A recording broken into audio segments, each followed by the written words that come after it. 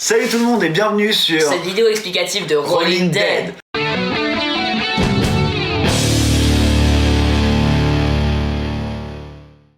Rolling Dead est un jeu super simple où... Tellement simple que je t'explose à chaque partie.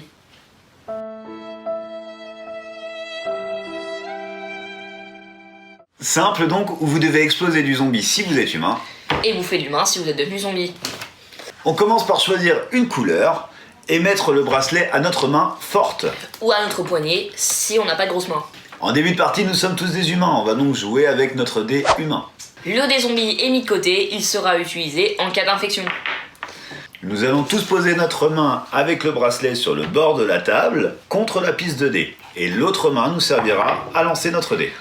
C'est les lancers de dés qui dictent le jeu, c'est-à-dire que si le jeu dit joueur jaune attaque joueur violet, joueur jaune va attaquer joueur violet.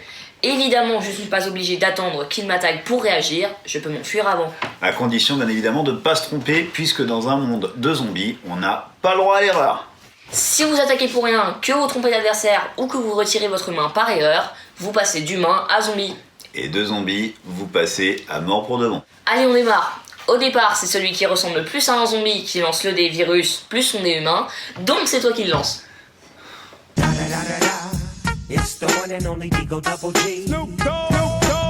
Le ou les premiers joueurs qui vont se retrouver avec la combinaison virus-humain seront les premiers contaminés.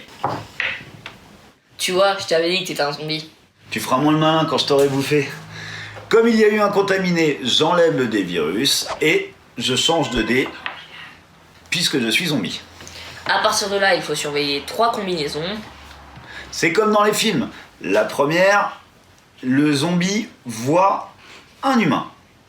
Ici, le jeu nous dit que le joueur jaune attaque le joueur violet. Si un zombie entend du bruit, c'est pareil. Ici, le joueur jaune attaque le joueur violet.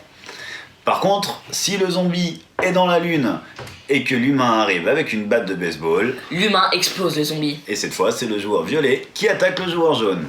Toutes les autres combinaisons ne donnent rien. Seuls les 3 qu'on vient de voir fonctionnent.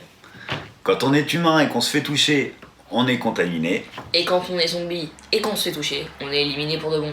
Dans ce mode de jeu, le but est d'être le dernier humain encore vivant ou le ou les derniers zombies toujours debout.